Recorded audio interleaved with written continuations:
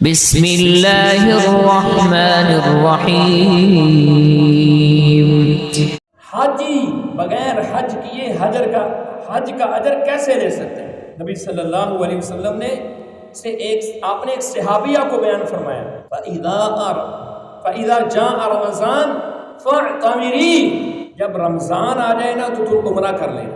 کیا ہوگا؟ فَإِنَّ عُمْرَةً فِيهِ تَعْدِلُ حَجَّةً، رمضان میں کیا ہوا عمرہ حج کے برابر اجر ملتا ہے۔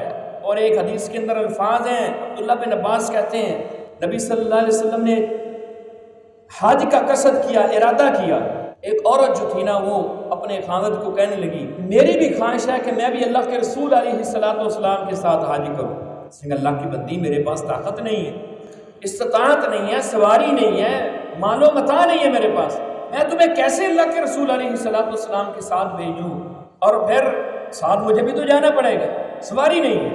اس نے کہا وہ سواری کھڑی ہے، اونٹ کھڑا تھا اس کے پاس، ایک صحابی کے پاس۔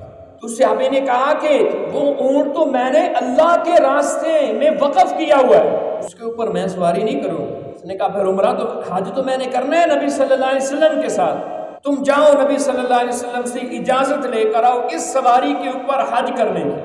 وہ صحابی گیا، نبی صلی اللہ علیہ وسلم کو سارا معاملہ ماجرا بیان کیا۔ اللہ کے پیغمبر یہ معاملہ ہے، میری بیوی کی خواہش ہے کہ وہ آپ کے ساتھ مل کے حج کرے، لیکن ہمارے پاس زیادہ راہ نہیں ہے، ایک سواری کھڑی تھی، اس نے مجھے کہا کہ اس کے اوپر کر مجھے بھیج دو، لیکن وہ تو اللہ کے پیغمبر میں نے اللہ کے راستے میں وقف کی ہوئی۔ نبی صلی اللہ علیہ وسلم نے اس صحابی کو فرمایا، بلکہ حدیث کے الفاظ ہیں، اس نے پوچھا پھر مجھے کوئی ایسا عمل بتا دے کہ مجھے اس کے برابر اجر مل جائے کہ آپ کے ساتھ کیا ہوا حج اس کے برابر مجھے اجر مل جائے۔ نبی صلی اللہ علیہ وسلم نے فرمایا جا کر اپنی بیوی کو کہہ دو اخبرہا انہا تعدل حجۃ معیہ، یعنی عمرۃ فی رمضان، جس شخص نے رمضان کے اندر عمرہ کیا وہ ایسے ہی ہے جیسے اس نے میں محمد کے ساتھ مل کر حج کیا ہے۔ اللہ کے رسول کی رفاقت میں جس نے حج کی ہے اس کے برابر اللہ رب العزت اس کو اجر عطا کرتے ہیں جس نے رمضان میں عمرہ کیا۔